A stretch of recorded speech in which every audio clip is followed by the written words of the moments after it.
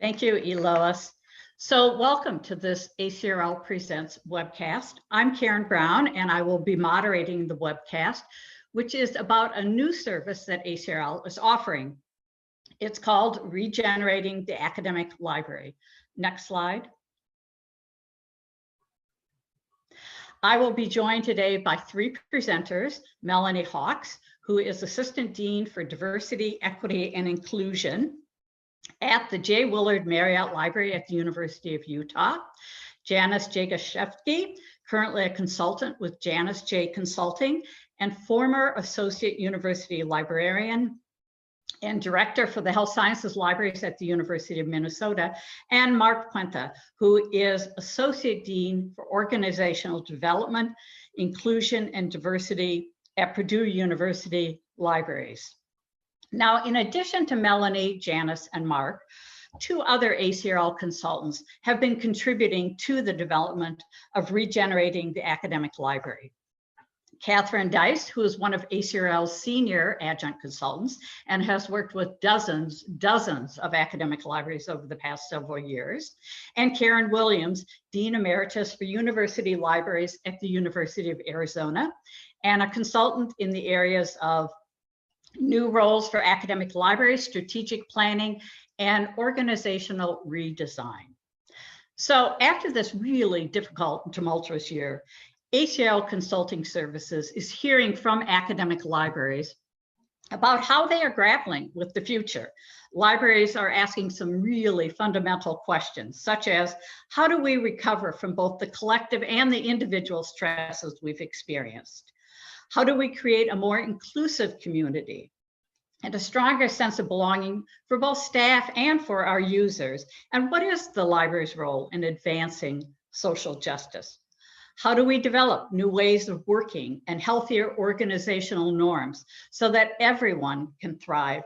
And how do we set new priorities in a dramatically different world? Next slide. We want to begin by grounding this conversation in your reality. Let's take a moment. Tell us, how are you feeling? And what do the months ahead look like to you? You can use the chat feature to share one or two words that describes how do things look and feel to you right now. Please feel free to share. Hopeful, great. Optimistic, uncertainty. Worrisome, overwhelmed. Oh, now they're really rolling in. Deeply anxious, depressing, cautiously optimistic.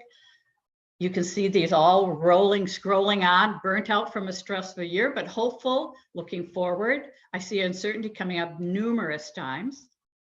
I'll let a couple more roll on the chat. Drained, anxiety driven. Oh, there's uncertain again. Okay, thank you. And if another word or two comes to mind, feel free to go ahead and pop it in the chat. Next slide. In response to what ACRL has been hearing, which echoes much of what we're seeing pop up in the chat, the association has developed its new service and added it to our suite of other services. Regenerating the Academic Library is designed to help your organization emerge from what many of you are thinking about as being a crisis-driven mode of the last year, and help you work through decisions you need to make in order for your organization to be more flexible, more responsive, and more inclusive. For this service, we're using a team-based approach.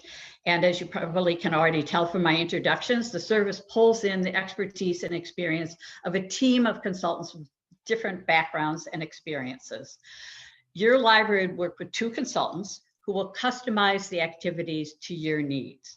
We will work with multiple groups in your organization: library leadership, middle managers, frontline staff. The overarching purpose of the service is to really explore and think about the library holistically as a community. Next slide. Regenerating the Academic Library Regenerating the Academic Library. It's an ACRL consulting service, and there is a fee associated with it, as with all of our consulting services. In this webcast, we want to give you a sense of how we might work with your library by focusing on the three central phases of the service: respiriting, reentry, and remaking. Now, whether or not your library decides to use the service, these three phases are important considerations that many libraries right now are grappling with. And we want to take some time via this webcast to explore these topics as a community, because they raise critical issues that most organizations are considering. So at this point, I'm going to turn it over to Mark to explore the first phase, respiriting. Thank you, Karen. Can you hear me okay? Yes. Great. So, yeah, so this respiriting phase, starts off basically with an assessment of your organization, where we, or the team members involved in your organization, gather information about what your organization has been experiencing over the last year, and what you think you may be facing over the next year or even beyond that. So one of the questions that we ask in this phase is meant to help us or the consultants with whom you'll be working to understand what is weighing most heavily on people's minds within your organization. So, I mean, obviously we recognize that the near future is still very much uncertain for all of us, and it's going to hold both uncertainty and worries, as was expressed in the chat, and also but also hope, right? So as a practical example, within my own institution at Purdue University Libraries, we were hoping that we would have our hiring freeze lifted around with the new fiscal year, and that hasn't materialized. So we're going to need to move forward. We've had quite a few vacancies that over the last year or so, but we remain hopeful in spite of the uncertainty of that, because we have our dean has a good working relationship with our provost, central HR. Our HR is managed centrally. They're being very responsive to our needs and understanding that there are some critical roles that really have to be filled sooner rather than later. And so they're being quite flexible and allowing some exemptions to that hiring freeze. So that's a little bit about my reality. What is this reality for all of you? You know, what are your biggest concerns and what are your hopes as you think about the near future? We invite you to use the chat feature again to type in just a few words, type in some of what that reality looks like for you at your institution.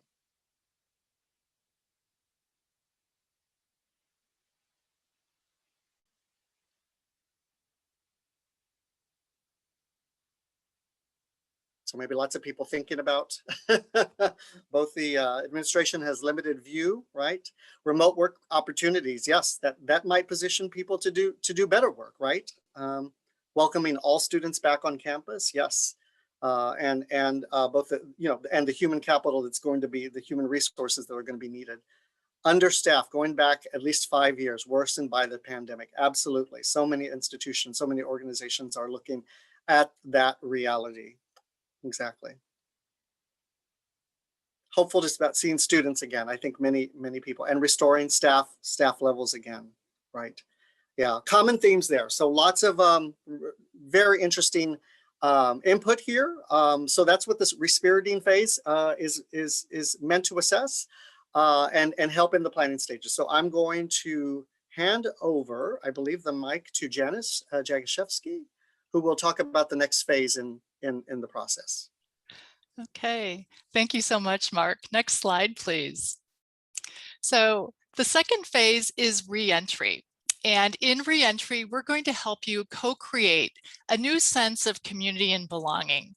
And that includes more intentional ways of working together and a more equitable and inclusive environment, as Karen had mentioned in the introduction. I want to note that although this phase was prompted by the pandemic and all of the change and disruptions that we've all experienced, it's really not just limited to the here and now. We believe that rethinking and rebuilding relationships, as well as our work environments, are going to be crucial on an ongoing basis in order for libraries to really thrive in our new and complex environment. So in focusing on belonging, we would start by asking you about the things that you already do and build on that. So either deliberate strategies or approaches that have evolved over time that foster a sense of belonging and community in your organization. So for example, in my former library, the Health Sciences Library at the University of Minnesota, we had begun what we called a peer recognition program. And this was a program in which everyone, all of the staff, all of the librarians, the leadership, we all put extra effort into seeing our colleagues and their wide range of contributions, especially those that tend to be less visible to other people. And so what we would do is we would recognize a colleague by placing what we called Goldie Gopher, our little mascot, his little stuffed mascot, on their desk when they were away. And then we would offer that individual a written note of thanks, and really specifying what their contribution was, if it was an interaction or a helpful gesture. Sometimes it was significant and really big, and sometimes it was just something really gentle and small. And we would share that thank you then through our biweekly newsletter so that everyone was aware of what someone had contributed. It was a way for us to take time to really see and appreciate one another. And that was particularly important when we didn't all work closely together. And of course, this was pre-pandemic. So now I would like to invite you to talk about what this looks like in your organization. And if you would use the chat to offer examples of rituals and behaviors that your library currently has that fosters belonging and community and would be important to keep and build on.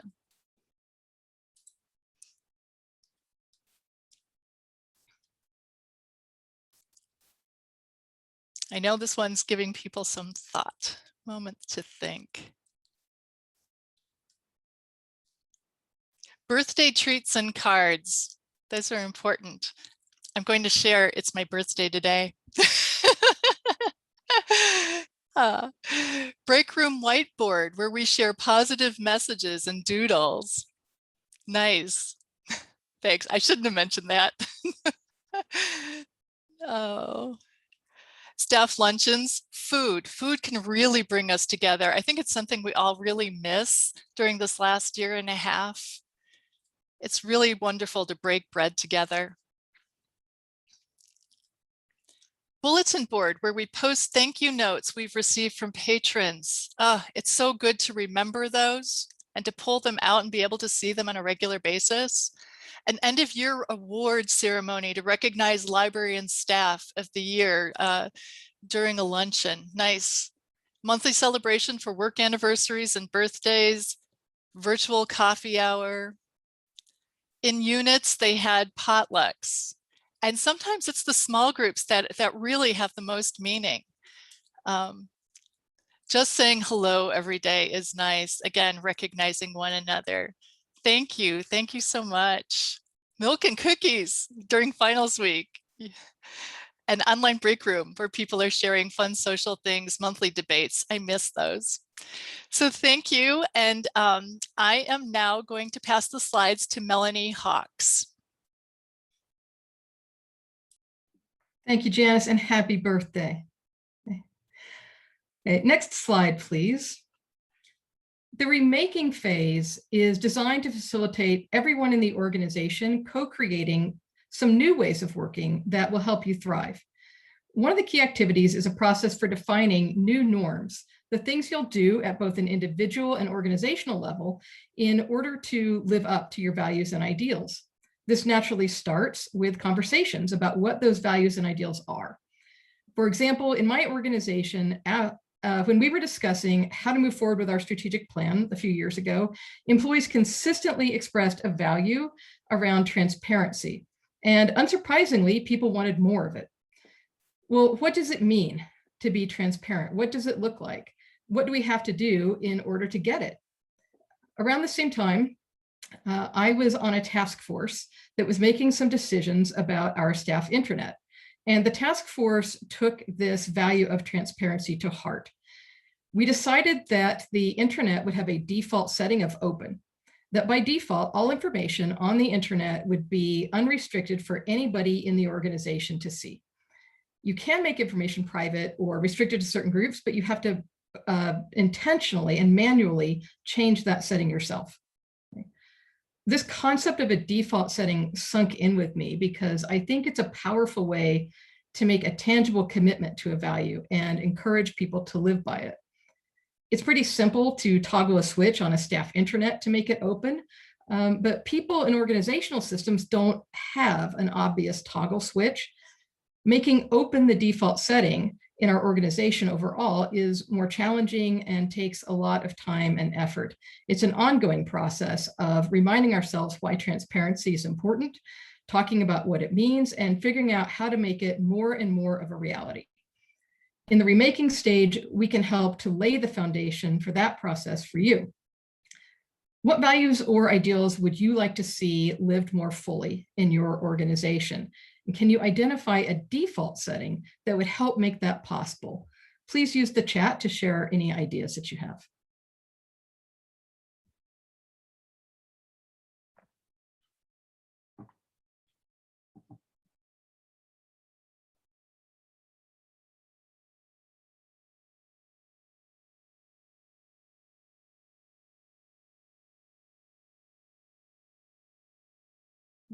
So there's another vote for transparency.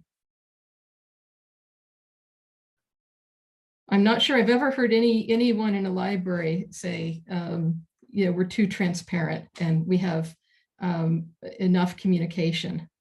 So that seems to be something that comes up quite a lot. Okay. Shared government, authentic engagement there. Another one about communication.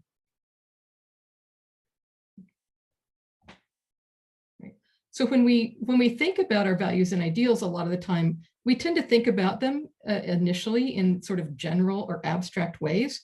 And again, the remaking phase, what we will do in that phase with you is work through a process to make this something that is more behavioral based, where we could say, we know that we're being transparent. We know that we're authentically engaging. We know that we have a willingness to help when X happens.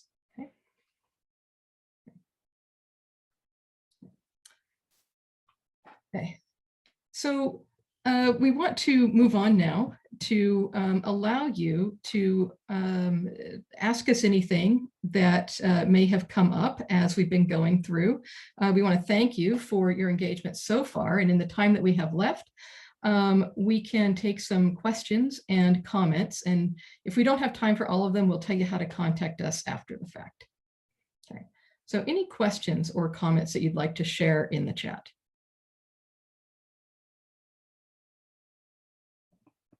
Yes, Stephen, that's an ongoing conversation in my organization as well. And it's an important part of really talking through what transparency means. Okay. So a question from one of our co-consultants in the chat is, what does the consulting look like? Okay. Karen, would you like to take a stab at that? Karen Brown. Yeah. Okay, so I'm going to just give the overarching, and then as the manager of consulting services can do, I can delegate it then to one of you to explain the specifics. But it's a service that takes a library through all three of the stages that we've discussed: respiriting, reentry, and remaking. It's not as though you can say, oh, we just want this or we just want that. Now, ACRL Consulting Services has a range of services, and on the slide we'll show at the end, you can look at all of our numerous services that a library could say, oh, we really just want to do some planning, or maybe we just really want to focus on some aspect of organizational development. The Regenerating the Academic Library is holistic in its concept and in its delivery, in the sense of all three phases are part of the process involving the entire library. So I'll ask if either Janice or Mark or Melanie want to kind of add to that. And there's a piece where we call doing some assessment. I'm not sure if that's the right word to be using. Yeah, I'll jump in, and Janice, Mark, please jump in at any point. Yeah, we do start with, we're calling it an assessment, but it's really gathering information, trying to understand what has happened in your organization over the last year, trying to understand some of the things that are weighing on people's minds, as Mark talked about. And in all three of the stages, the intention is to work with multiple groups. So there's certainly a plan to work with however the library's leadership is constituted.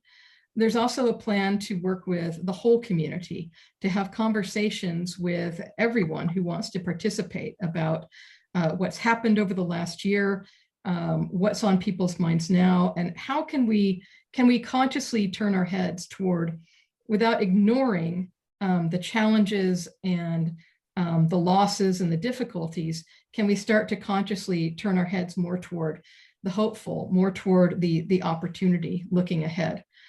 I think Karen mentioned that we have a consistent set of tools that we use. So some of the consulting will be introducing some models and tools that are meant to lay the foundation for your group to continue this work once the consulting is over, so that by being exposed to some new models, some new tools, and learning how to engage with them through this consulting process, you're actually learning how to keep the momentum of what we're doing going into the long term. Janice, Mark, do you want to add anything? Right. I was just thinking that we're using certain kind of theoretical frameworks that are threaded throughout all three phases. So we've really thought through how each phase builds on one another, but there's some consistency in what we want to equip organizations or libraries to be able to continue this work long after the consultants are gone. So that is also one of our goals. I saw a question about facilitation techniques. We've been considering a variety of techniques. We're very focused on using appreciative inquiry. And but again, as Karen noted at the beginning, we also, I think that kind of assessment or intake phase is to better understand what you need, and then we would customize it to a large degree based on the needs of the organization. I see a couple of people have asked about the cost or the fees. Because it is a comprehensive service involving the entire library, we have a set price, and it's $25,000. It's a deep and extensive survey. Somebody else asked about what if an institution cannot afford that particular expense. What we encourage you to do, as I mentioned earlier, we have a range of services that ACRL Consulting Services offers. There's a range of fee structures.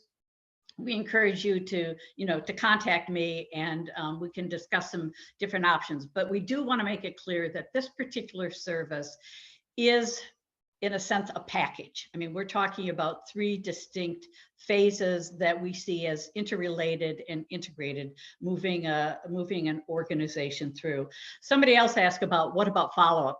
So when we have two consultants that will be working with your library, it may be in discussions that it comes out, our library is great at saying, we're going to do such and such. But then when it comes to actually making it happen, to implementing it and making it happen, we kind of fall apart. And so we may say, let's look at this regenerating the academic library service in terms of all three phases. But it might be that remaking that needs a little bit of extra emphasis and some kind of building on. We don't have we're not saying we're going to come in and be out in a week. It's not that kind of a service. It's much more comprehensive and stretches over a period of time. But it may be that, a month after some of the main work is done, the consultants come back for touching base, checking in, talking about what's working, what's not working. Yes, if I can just add, as much as it is a kind of packaged service, it's not an off-the-shelf product that we're delivering. Thank you. It is very much, again, starts with that initial intake or assessment, understanding what your needs are, and having conversations early on in that respiriting phase, having conversations with people at every level of the organization that helps us understand how things look from multiple perspectives. And that is a thread that is very intentionally running through this. The idea of recognizing that what you've experienced over the last year depends on many, many factors. One of which is just the position that you sit in the organization, the relative power that you have, the access to information that you've had. And we want to not shy away from addressing those kinds of conversations in our work, because they very, very much inform where people are at, what they've experienced, and what they're hoping for in the future, or what seems realistic or reasonable to them in the near term. So that's a very crucial part of our project, is making sure that we talk about power dynamics, and we help people get insight into different perspectives that might be in the organization on the basis of, again, where people sit in the power structure. So that's not something that we shy away from at all. We could also add that our preference is to spend at least part of the time on your campus, working in person, working with you in proximity to one another, because that's always really powerful. But we have done this kind of consulting remotely over the past year. So if that's what we've got available to us, we can use that technique as well. I want to go back to the question about what trends we're hearing about reopening. This is something that we have talked about as a group throughout, starting back in, I think, January, when we started talking about this project. And I think hearing from many different libraries, and even drawing on our own experience for those of us who are working in libraries, it seems that there is a need to have conversations about things like what have we done over the last year that we might have done in a crisis mode, but that we've actually learned could actually be a new norm for us. It could be a new direction for us to go. What have we learned that maybe we can let go of? Are there things that we realized we don't really need to keep investing in that? I think it would be hard to say specifically what reopening trends we're hearing, other than I think a lot of people are having these exact conversations about what we've learned over the last year, and even where we're at emotionally as people and as organizations is another trend. The recognition that despite the optimism or hope that we might feel, we have experienced some things that might get in the way of that. So our service is not designed, it's not a treatment sort of service, but it is designed, again, to not shy away from those realities, and to allow people to put those on the table and talk about how things that we've experienced over the last year are influencing the way that we're looking at the near future. I'd like to add something related to facilitation. Our team really values open dialogue, and I think dialogue is foundational to all of these phases, as well as engagement with individual groups, small groups and larger groups. So there's that. We've also done a lot of research on the future of work and on the trends that are sort of coming out of the pandemic, and where we're all seeming to focus, and where libraries are struggling. And we're hearing a lot of libraries saying basically we're in decision-making mode, and we have to get some help figuring out what we're going to do next. So it's a helping service. It's a dialogue with your institutional members, and we also set this in the context of your institution, and that's an important aspect of this, because you're not an island, right? And you all know that. So that's the kind of thing that we spend a lot of time really trying to understand. in the respiriting phase. Looks like we're at the end of our time. So we've put up a slide that will tell you how you can reach out for additional information, whether it's specifically about this service or any consulting service or anything that you would like to ask us. So Karen, would you close us out, please? Thank you. And so I want to thank everyone first of all, I want to thank the panelists for sharing their expertise and talking about this exciting new service. But also I want to thank all of the attendees for sharing what you're experiencing, giving us a sense about what the future is looking like for you as you know it now, even if it might be very uncertain. And I encourage you, do contact me. You can just go straight to ACRL's website, and pretty high up there on the list under professional tools is consulting services. The email is Karen Brown, ACRL, @gmail.com. Okay, thank you. Look forward to hearing from those of you who are participating. Thanks, everyone.